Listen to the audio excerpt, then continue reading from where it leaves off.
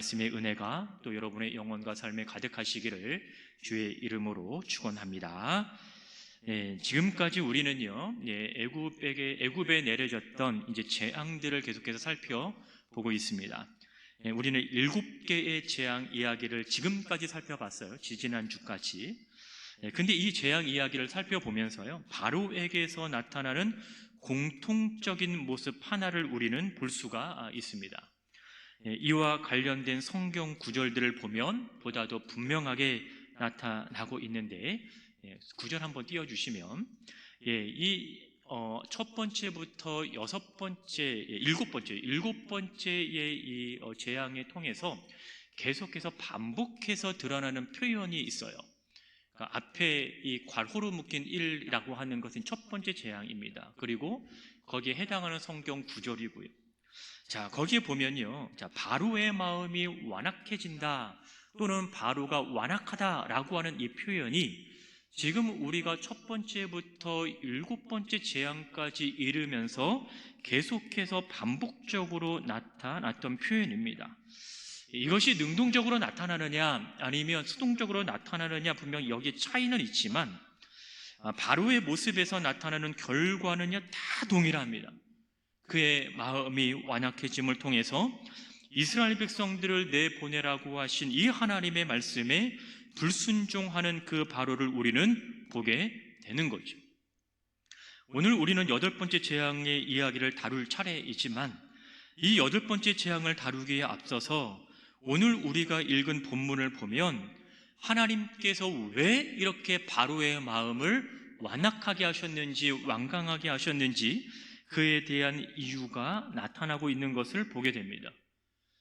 물론 이 8번째 재앙에 해당하는 이야기를 보면요, 이 이야기의 구조는 재앙에 대한 이 경고가 나타나요. 그리고 재앙의 이야기가 나타나고요, 또 재앙에 대한 바로의 반응으로 되어 있습니다. 우리는 그 중에서 이 경고에 해당하는 부분을 오늘 그 중에서도 한 일부를 읽은 거예요. 근데 오늘 우리가 읽은 이 본문은요, 앞서 등장했던 재앙 이야기와 조금 다른 점이 있습니다. 방금 우리는 시작에서 바로의 완악함이 언급되는 부분을 살펴보았는데요, 자, 첫 번째 재앙을 제외하면 나머지 2번째부터 7번째 재앙 이야기에서 이 이야기의 마지막 부분에 들어서야 바로의 완악함에 대한 언급이 나타납니다. 근데 오늘 8번째 재앙에서는요, 그 언급이 이 이야기의 시작 부분에서 나타나고 있다는 특징을 우리는 보게 되는 거죠. 오늘 본문 1절을 보시면 여호와께서 모세에게 이르시되 바로에게로 들어가라. 그 다음에 나타난 걸 보세요. 내가 그의 마음과 그의 신하들의 마음을 완강하게 함은이라고 이야기를 하고 있습니다. 그러니까 재앙에 대한 경고보다 하나님께서 바로의 마음을 완강하게 했다, 완악하게 했다, 즉 바로의 완악함에 대한 언급이 먼저 등장을 하고 있다라는 거예요. 그러니까 재앙에 대한 이야기는 시작도 하지 않았습니다. 즉 재앙을 경고하는 부분이기 때문에 하나님께서는 분명히 모세를 통하여 바로에게 말씀하게 하실 것이고, 또 그 말씀에 순종하지 않으면 재앙을 내리시겠다라고 말씀하시는 것이 일반적인 흐름이었습니다. 그리고 이야기의 마지막에 가서야 바로의 완악함에 대한 언급이 나타나면서 하나의 재앙 이야기가 마무리되는 것이 우리가 지금까지 보아왔던 이 재앙의 이야기의 구성들이었습니다. 그런데 오늘 그 구성이요 조금 다르게 나타나고 있다라는 거죠. 하나님께서는 재앙에 대한 경고를 말씀하시기에 앞서서 이 바로의 완악함, 완강함에 대한 언급을 먼저 하고 계시다라는 거예요. 그러면서 다른 이야기들과 좀 차이점이 있어요. 바로 하나님께서 왜 이렇게 바로를 완악하게 하셨는지에 대한 이유를 밝히고 있다라는 거죠. 여러분, 이 이스라엘 백성들에게 있어서요, 출애굽이라고 하는 이 하나의 사건은 그냥 그저 하나의 사건이 아니에요. 그러니까 그들에게 있어서는 여러분 잊혀질 수 없는 사건인 거죠. 사실 그들의 역사에서 애굽에서 종으로 살았던 이 430년간의 짧지 않은 이 기간은요, 좋은 기억과 좋은 추억으로 남는 시간은 결코 아닙니다. 소위 말하는 흑역사와도 같은 이 시간, 이 기간이 바로 그들이 애굽에서 살았던 시간이었어요. 다시 말하면요, 그들의 역사에서 이 기간이 만약에 없다면 그들은 조금 더 좋은 내용으로 자신들의 역사를 채워 나갈 수 있을 겁니다. 그들이 누구예요? 하나님께서 택하신 자들입니다. 늘 자신들은 선민이라고 말을 하고 다녀요. 그러니까 하나님의 택하신 백성이 누군가의 종으로 살아가는 것, 더군다나 그것도요, 이방인의 종, 이방인의 노예로 살아갔던 시간은 결코 그들에게 좋은 추억을 갖게 하는 시간도 사건도 아니라는 것은 분명합니다. 그러니까 지울 수만 있다면 지우고 싶은 그 역사의 한 부분이 아닐까라는 생각을 하게 되는 거죠. 그러나 애굽에서 그들이 살았던 이 삶, 또 그로부터 해방되는 이 모든 과정들, 또 하나님께서 약속하셨던 그 땅으로 가는 이 모든 여정은요, 이스라엘 백성들에게 있어서 결코 무의미한 시간은 아니었던 것은 분명합니다. 그들에게 있어서 이 시간은 하나님께서 이루어 가시는 일들을 볼 수 있었던 시간, 하나님을 경험할 수 있었던 시간이기도 하다라는 거예요. 다시 말하면 이 모든 과정은 이스라엘 백성이 하나님께서 이루어 가시는 그 역사 속에서 살아가고 있음을 보여주는 바로 하나의 증거가 되고 있다라는 거죠. 당연히 겉으로 보여지는 모습은 흑역사와 같을지는 모르겠지만 결코 잊어서는 안 되는 그 역사의 한 부분이라고 하는 이 사실은 부인할 수도 없고 부인해서도 안 되는, 반드시 그들이 기억해야만 하는 그러한 일들이었습니다. 여러분, 우리가 살아가는 이 인생은요, 하나님께서 이루어 가시는 일들 속에 우리는 흘러가고 있음을 우리는 기억해야 됩니다. 때로는 우리가 어려운 상황에 놓여 있든지, 때로는 우리가 힘든 상황에 놓여 있든지, 때로는 우리가 기쁨 가운데 있든지, 이 모든 여러분 우리의 인생의 그 시간의 흐름은요, 누구의 역사 가운데 있습니까?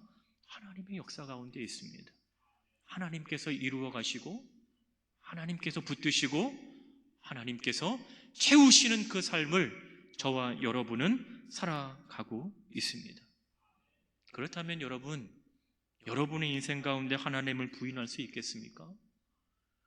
여러분의 인생 가운데 하나님을 제외하고 여러분의 인생을 생각할 수 있겠습니까? 아니요, 결코 없습니다. 왜요? 그것을 누가 경험하고 있어요? 내가 경험하고 있다라는 거예요. 그 경험, 하나님에 대한 그 경험의 주체와 그 당사자는 다른 그 누구도 아닌 나라고 하는 이 1인칭이라고 하는 거죠.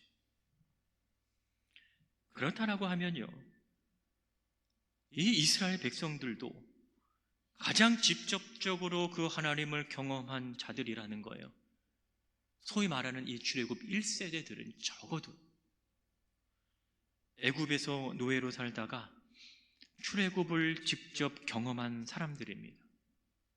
이들은 홍해를 건넜던 자들이었어요. 이들은 광야에서 구름기둥과 불기둥을 경험했던 자들이었습니다. 이들은 광야 생활에서 하나님께서 공급해 주시는 것들을 통해서 자신들의 생명을 지켜나갈 수 있었던 자들인 거예요. 바로 출애굽 1세대들인 거죠.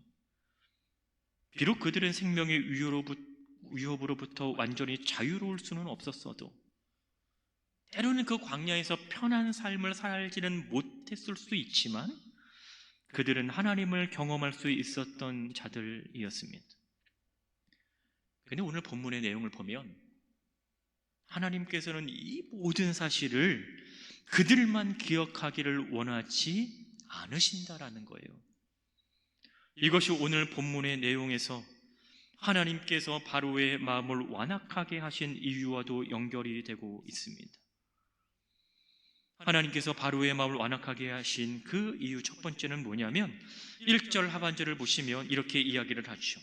나의 표징을 그들 중에 보이기 위함이며 라고 이야기합니다.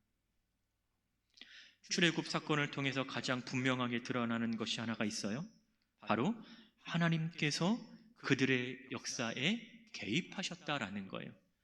하나님께서 그들의 인생에 개입하셨다라는 것입니다. 그렇다면 여호와께서, 하나님께서 왜 그들의 역사에 개입하셨을까요? 오늘 본문을 근거로 보면 그들 가운데 자신을 보이기 위함이었다라는 거예요. 표징으로 번역된 단어는요, 표적과 같은 의미입니다.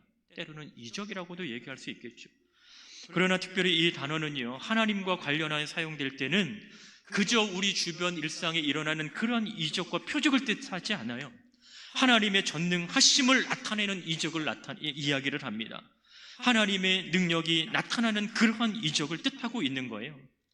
우리는 이미 계속되는 재앙들을 통해서 하나님의 전능하심을 보고 있습니다. 하나님의 능력을 보고 있습니다. 그분이 어떠한 분이신가를 우리는 계속해서 확인하고 있습니다. 또한 이 표징에 사용된 단어는 이스라엘의 구원사와도 관련되어 언급되기도 합니다. 여러분, 신명기 4장 35절 내용의 말씀을 보면 이렇게 기록을 하고 있습니다. 이것을 내게 나타내심은 여호와는 하나님이시요 그 외에는 다른 신이 없음을 내게 알게 하려 하심이니라. 하나님께서 그들로 하여금 무엇을 알게 하셔요? 여호와는 하나님이시라는 것, 여호와 외에는 다른 신이 없다라는 것을 알게 하는 것. 이 말은 무엇입니까? 이스라엘 백성으로 하여금 하나님을 인지하도록 하는 데 사용되고 있다라는 거예요. 하나님께서는 자신을 계속해서 보이십니다. 자신이 하나님 되심을 계속해서 드러내 보이시고 있고, 자신이 구원자이심을 분명히 알려주고 있는 거예요. 구원을 이룰 다른 신은 없다라는 것을 그들에게 분명히 알려주고 있는 겁니다. 하나님께서는 이 재앙 이야기에서 바로 왕을 통해서 바로 이 사실을 보여주고 있는 거예요. 하나님을 대적하는 그의 행동을 통해서 결국 그로 하여금 알게 하시는 것은 여호와는 하나님이시라고 하는 이 사실, 하나님 외에는 다른 신이 없다라고 하는 이 사실을 그로 하여금 깨닫게 하신다라는 것입니다. 그리고 우리는 계속해서 이 사실을 확인하고 있는 중이에요. 첫 번째 재앙의 내용이었던 7장 17절에도 보면요, 이렇게 기록을 하고 있죠. 내가 이로 말미암아 나를 여호와인 줄 어떻게 한다? 알리라. 두 번째 재앙의 내용인 8장 10절에서도 보시면 우리 하나님 여호와와 같은 이가 없는 줄을 어떻게 한다? 알게 하리니. 네 번째 재앙인 8장 21절 보십니다. 이로 말미암아 이 땅에서 내가 여호와인 줄로 내가 알게 될 것이라. 일곱 번째 재앙인 9장 14절에서도 온 천하에 나와 같은 자가 없음을 내가 알게 하리라. 그러니까 재앙 이야기를 통해서 계속해서 반복되었던 사실 하나가 있다면 하나님께서는 끊임없이 자신을 보여주신 거예요. 자신을 드러내신 거예요. 그것을 통해서 하나님을 알게 하셨다라는 거죠. 하나님의 말씀을 듣지 않는 이 바로의 고집스러움이 계속된 재앙을 불러일으킨 것은 사실이지만 그 재앙 속에서도 여전히 나타났던 하나의 분명한 사실은 끊임없이 하나님께서는 자신을 드러내고 있었다라는 이 사실입니다. 그렇다면 바로는 하나님의 전능하심이 드러나는 일들을 통해서 하나님을 보고 있는 거죠. 계속해서 그의 눈앞에 펼쳐지는 그 재앙들을 통해서 그는 하나님을 경험할 수 있는 거예요. 하나님을 알 수 있는 거죠. 하나님을 깨닫게 되는 것입니다. 그럼에도 불구하고 그의 반응은 지금까지도 하나님의 말씀에 대한 불순종으로 나타나고 있는 거예요. 그런 그에게 오늘도 변함없이 하나님께서는 이 표적과 이 이적을 보여주실 것입니다. 바로의 마음을 완악하게 한 두 번째 이유는요, 2절 상반절 보시면 내 아들과 내 자손의 귀에 전하기 위함이라. 무엇을? 내가 그들 가운데서 행한 표징을. 여기서 내 아들과 내 자손이라고 하는 것은요, 이스라엘 자손입니다. 여러분, 이 말은요, 바로에게 한 말이 사실은 아니라는 거예요. 지금 여기에서 나타나는 재앙의 대상은 분명히 바로 왕과 그의 백성들이었습니다. 그러면 애굽 사람들이 하나님이 하신 일들의 주된 대상이 된다라는 거예요. 그런데 그 일들을 통해서 보여주시고 깨닫게 하시는 것은 뭐냐면 바로 이스라엘 백성들에게 전하는 메시지가 거기에 담겨져 있다라는 거예요. 하나님께서는 재앙을 내리시면서도 늘 이스라엘 백성들을 구별하신 것을 우리는 보게 됩니다.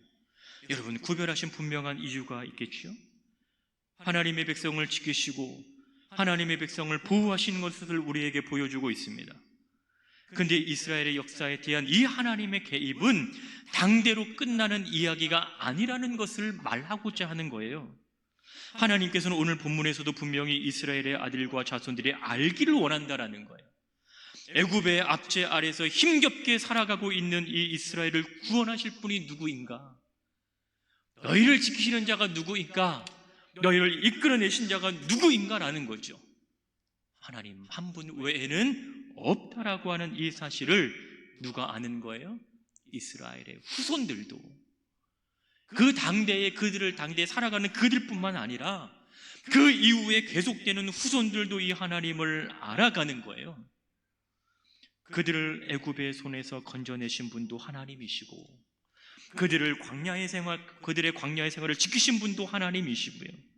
그들과 한 이 약속을 이루신 분도 하나님이신 거죠.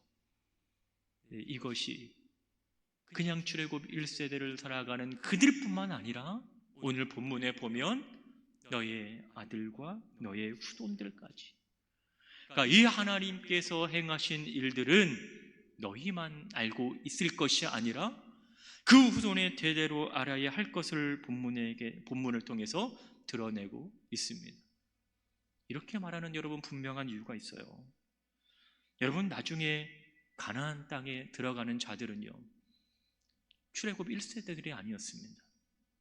그러니까 하나님을 경험했던 자들, 하나님을 알았던 그들이 그 가나안 땅을 여러분 밟은 것이 아니었어요. 그 이후의 자손들, 후손들이 가나안 땅에 여러분 들어가게 되거든요.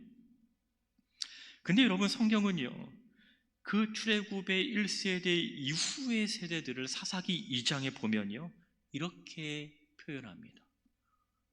그들은 여호와를 알지 못하고 그들은 여호와께서 이스라엘을 위하여 행하신 일도 알지 못한다. 그러니까 앞서서 지금 우리가 이 계속되는 재앙을 통해서 알게 하시는 이 분명한 이유가 있다고 했잖아요. 그런데 막상 그 약속의 땅인 가나안 땅을 밟은 그들은요, 성경에서는 뭐라고 이야기를 하냐면 여호와를 알지 못하는 자들이라고 얘기해요. 여호와께서 그들을 위하여 행하신 그 일들을 알지 못하였다라고 얘기를 합니다. 그러니까 이 앞에서 이 얘기했던 거가 얼마나 이 반대되는 이야기가 지금 흘러가고 있어요. 하나님께서는 계속해서 알게 하겠다, 알게 하시겠다, 그들로 하여금 알게 하시겠다라고 말하는데요, 정작 그 알아야 할 대상들은 여호와를 알지 못하며 살아가요. 하나님께서 행하신 일들을 여러분 그들은 깨닫지 못하며 살아가고 있습니다. 하나님을 알지 못하는 자들이 하나님과 함께 할 수 있겠습니까? 하나님을 알지 못하는 자들이 하나님과 동행할 수 있겠습니까? 하나님의 말씀을 깨달아 순종하며 살아갈 수 있겠습니까? 그렇지 못하겠죠. 그러니까 나중에는 점점 하나님과 점점 멀어져가는 삶을 살아가는 거예요. 분명한 것은 하나님께서는 그 이스라엘 백성들의 소리를 외면하지 않으셨다라는 거예요. 그들의 소리를 들으셨고 그 소리에 응답하시는 하나님으로 나타나고 계십니다. 뿐만 아니라 그들을 회복시키셨잖아요. 지속되는 재앙을 통해서도 하나님께서는 변함없이 구원자로 계속해서 등장하고 있습니다.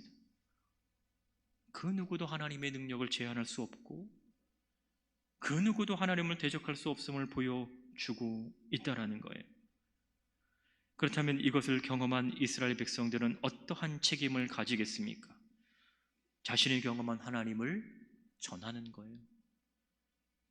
내가 아는 이 하나님을 나의 자손들에게, 나의 후손들에게 알려주는 거죠.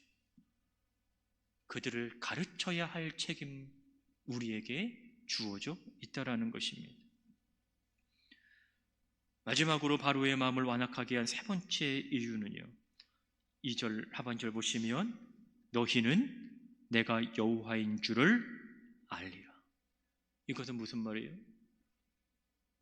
여호와인 줄을 알게 하기 위해서 바로를 완악하게 하신다, 바로를 사용하고 계신다라는 거예요.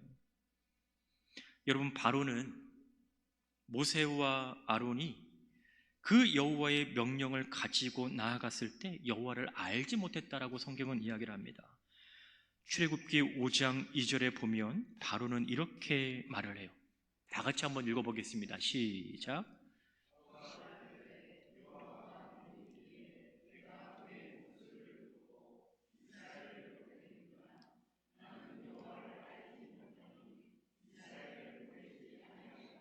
네, 이것이 바로의 대답이었어요.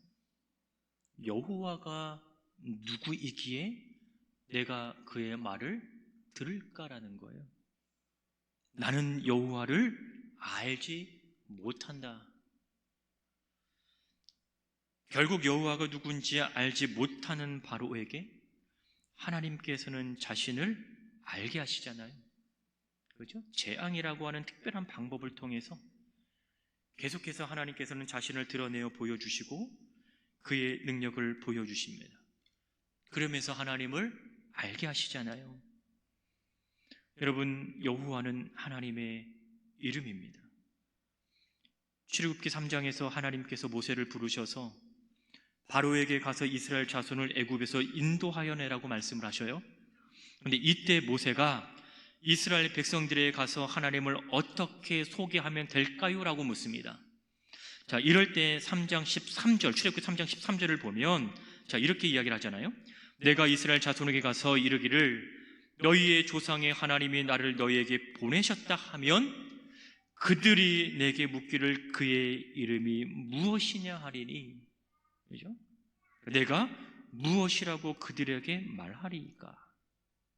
이러한 모세의 무릎에 하나님께서 답하신 내용이 바로 3장 14절에서 나타나고 있습니다. 이렇게 하나님께서는 말씀을 하라고 해요. 뭐라고 얘기해요? 하나님께서 모세에게 이르시되 나는 스스로 있는 자이니라. 이것이 여호와의 이름, 하나님의 이름이거든요.